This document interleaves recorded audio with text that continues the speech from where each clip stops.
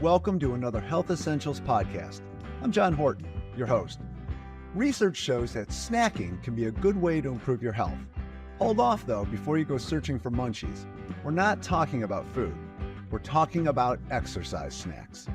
Turns out that short bursts of activity done during the normal course of your day can be an incredibly effective way to build fitness, with no sweating required.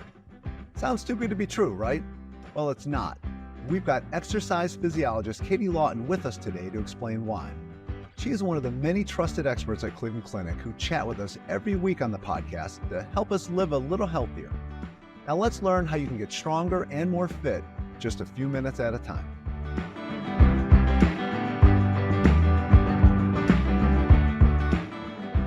Welcome back to the podcast, Katie. So glad you could carve out a little bit of time in your schedule and sit down and chat with us. No, I'm excited to be here. Well, I got to tell you, I've really been looking forward to this one because I feel like this particular topic can help people kind of rethink how they can get or stay fit. So many of us look at exercise as something that's an ordeal, and you got to have like special gear and clothes and equipment and gobs of time. But it doesn't have to be that complicated, right? No, it really doesn't. And I think it should be easy, or it should be somewhat easy for us to at least schedule into our day as well. If it's not easy, it's not something we're generally going to try and make the time to do. Well, that takes us right into our main topic today, which is this whole idea of exercise snacks. So is there really that much good that can come out of just moving around kind of vigorously for a minute or two at a time? So honestly, this is a new topic. I want to say I looked into this in, I think 2019 is when the first study kind of happened on this. So we really don't know just yet what the overall benefits will be. The study that they originally did was off of college students. So they were inactive college students. So obviously they're kind of a younger crowd to start with. And they ended up doing, having them do vigorous intensity for less than a minute. I think they were doing some stair walking. And I think there was like a little bit of rest in between. So they did do 20 flights, take a rest, and they had to do that 3 times. And they did it 3 times throughout the day.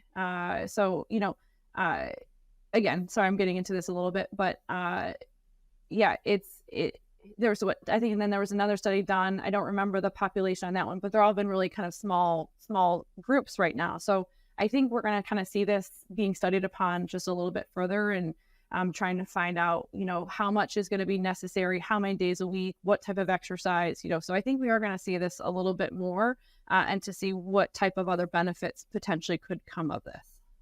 Yeah, well, and I get the sense that a lot of this kind of goes to the fact that we are living as a whole a more sedentary life. We have a lot of office jobs. We're sitting around a lot more. So this is kind of a reminder, just get up and move every so often. Yeah. And people ask me about standing desks even often. I think that's kind of, again, more of a personal preference. But I think, part of the other problem too is COVID created a lot of problems for people working from home. I do talk to a lot of people that literally don't leave the house all week. I mean, if you really want to think of it that way, people even going hybrid, they are getting up and moving around and getting into the office a little bit more. But I want to say, if I ask some people, like, how many steps do you think you get in a day? And they say maybe between 3,000 and 5,000 steps. So I think COVID has unfortunately created us to be a little bit more sedentary in office life as well. Well, you don't even think about that. Like when you go into work, you'd at least walk from your car into the office and things like that. You're right. When you're working from home, I know I have days where I go from upstairs to downstairs, and you'll look at your step counter and it's like, wow, I have not moved much. I'm sure people decided just to remove the step counter altogether because they didn't want to, even know or have an idea as to how many steps they were taking that day. But yeah, I definitely, I was talking to some people, especially in the beginning of COVID, it was meeting after meeting after meeting, because they were trying to keep everybody busy. So that was keeping everybody, even more sedentary at times as well. One of the things I read when I was kind of researching on the whole exercise snack idea, and I saw somebody they quoted, and they said, it's not about structuring your day around exercise, but you need to try to structure some exercise into your day. So is that kind of the mindset you should kind of have in looking at this? I actually kind of quote us the other way around. So Okay. I apologize. I usually No. do say that you Okay. need to actually plan things around your exercise, right? So that, you Okay. know what time you need to finish work, and, you leave the office by 4:30 to get to the gym at this time, so that, things are being placed over the exercise. So I actually think your day should actually be planned around. So if you have, you want to work out by 1 o'clock in the afternoon, then what, has to be done before, and what has to, what you can do afterwards. So I'm actually kind of on the flip side of how that mindset goes. Well, you are clearly more organized than me. So, so when it, so when it comes to the snacking or exercise snacks, so you would kind of advise kind of planning them into your day. So kind of looking and going, all right, I have a gap here in my schedule. I can work one of these little quick burst activities in and kind of get it set throughout your day so you stay with it. So again, the research so far, what they've been telling us is 7 days a week is 3 times a day. That's to get the effect out of it. You have to be doing it 3 times a day for 7 days a week. So again, that's what they're telling us is what's going to be effective, and to be able to see the results and see the improvements in your cardiovascular function. The consistency is going to be important. So yeah, you're going to have to look at, what time of the morning and, middle of the day, and when you're going to be able to do it in the evening as well. Because everybody does do better with a schedule. So see, this is why people should listen to you as the expert instead of me. I mean, I do think most people do follow a schedule or a planner, or I will even, I work a little bit in executive health, and I will generally tell patients that they need to have their secretaries actually putting the exercise into their schedule, because they have secretaries that actually map out their day. So you need to actually physically have them do it for you, unfortunately. Well, so let's talk about some ways, what you can do to get exercise snacks in, like some of these activities that you can do. So give us a lineup of things we can do to get moving. So it's going to be more cardiovascular. So they're looking for vigorous cardiovascular exercise. So something that you're going to be able to go potentially all out for a minute or less, right? The study was based off of stairs. Okay. So stair climbing is going to be kind of the one that, I think most people have access to stairs at work or at home. So stair climbing, if you want to look at, jumping jacks, jump rope, if you want to, I don't know, if you want to jog or sprint is what I should probably say. Actually, I would probably get away from, trying to get like on, equipment, right? Too much equipment, I guess, just because not everybody kind of has that around. But if you want to get on a bike and go all out for a minute, maybe looking into something like that at a high, like, again, this is, all based on the research that they're looking at vigorous, activity. So something that you're going to be able to go all out in burpees, rowing. So those are maybe some other options as well. So if you're at work though, and you just have, you're not gonna have a lot of that stuff sitting around, you can kind of just make up your own sort of things, just using your body. I think I saw where wall sitting is a thing. Okay. So that one, I have not seen that one yet. Again, that one's going to be more for strength, right? So it's not something that's going to increase your heart rate. Okay.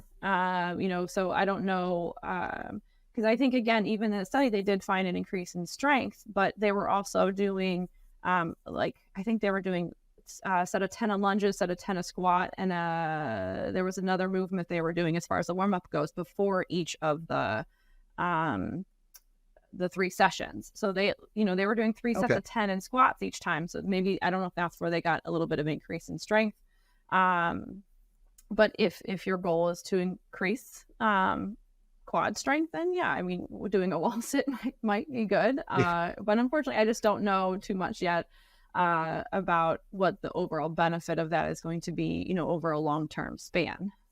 Would any sort of movement just kind of help? I mean, even if you do stretching or you said walking in place. If you're on a Zoom call or something like that, or a phone call, you could just kind of march around your office a little bit. Like anything like that gets your heart rate going a little bit would be beneficial. I don't know if there's necessarily as much research on, even just kind of, walking in place yet at this point for me to say yes. But I think the biggest piece is always going to be that consistency aspect, making sure you're doing it on a daily basis and moving on a daily basis rather than doing it a day here and then maybe one day next week. I can't say that's going to be very impactful if we're just doing it when we remember to do it again, so again, if you can do it over a span of a month or 2 months and you really find the consistency in it, I think you're going to see the impact of it.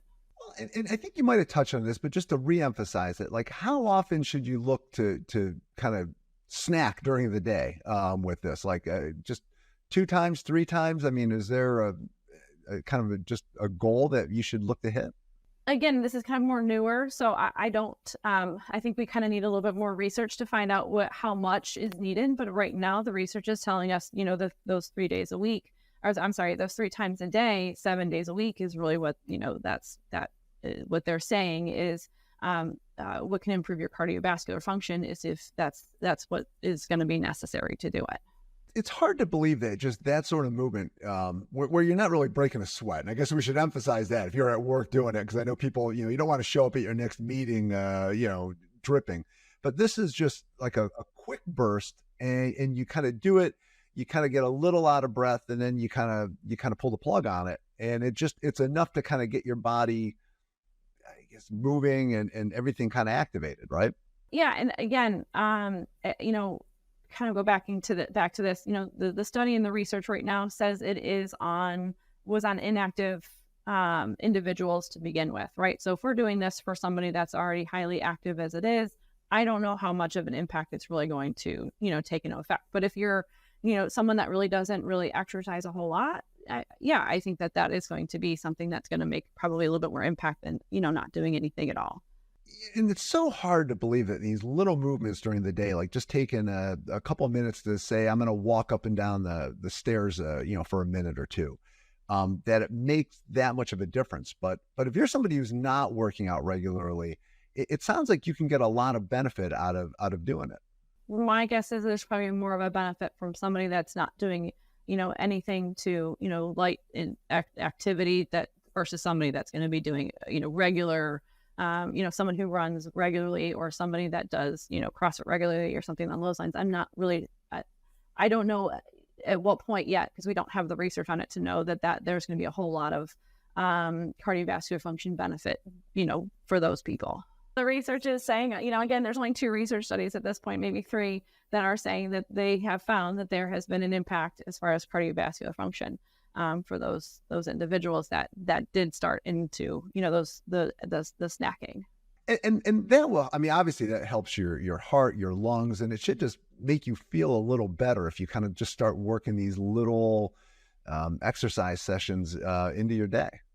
And even in general, the other part too is, we don't know what the difference is if you were to go for a 30-minute walk, versus kind of doing the snacking throughout the day.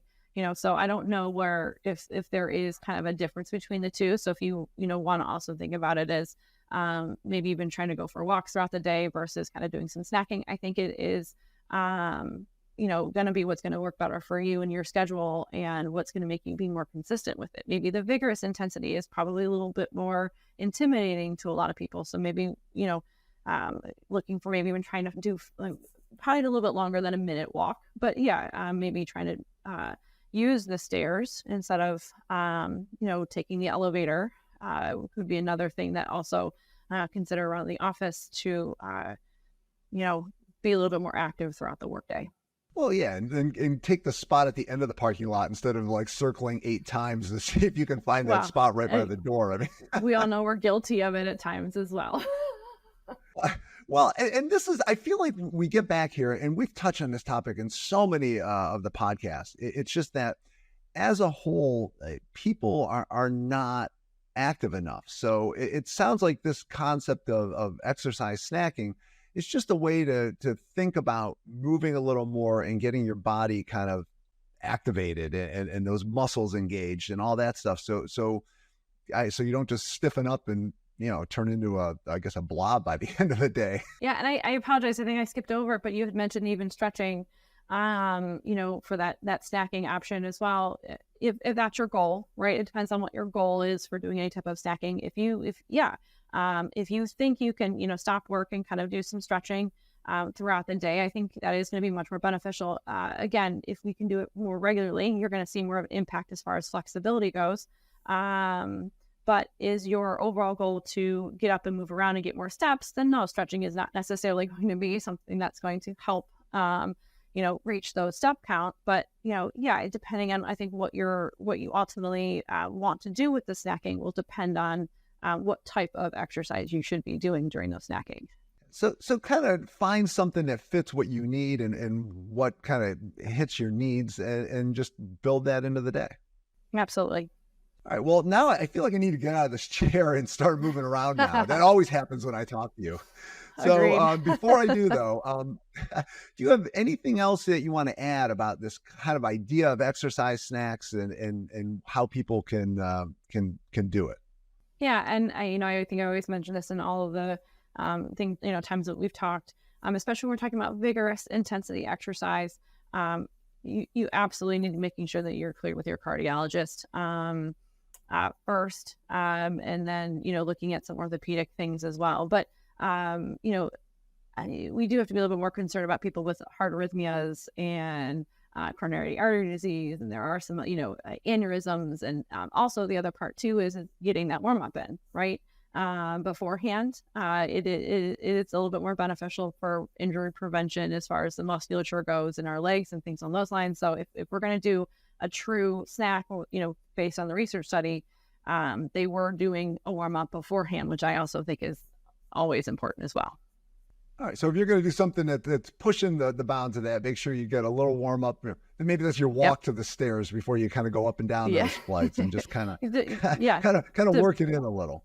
Like I said, in the study, they were doing squats, lunges, and maybe some jumping jacks beforehand. So, even before vigorous intensity exercise, or any type of cardiovascular exercise, we want to try and making sure we are getting our heart rate up a little bit, because it is a lot easier for our heart to get a little bit more of a jump start when we kind of jump right out of the gate. So it is actually kind of a warm up for your heart too, to think about doing something a little bit beforehand versus, going from a seated position to just taking it all out up the stairs. Well, you never want to surprise your ticker too much, so that's always good advice. So thanks again for coming in, Katie. It's always great to talk with you. You have wonderful tips, so thank you. I love talking to you too. Bye-bye. Bye. It's time to rethink the idea of exercise. Sure, you can spend an hour breaking a sweat at the gym, but it's also important to just move briskly in short spurts throughout the day. Consider this an invitation to start exercise snacking. Till next time, be well.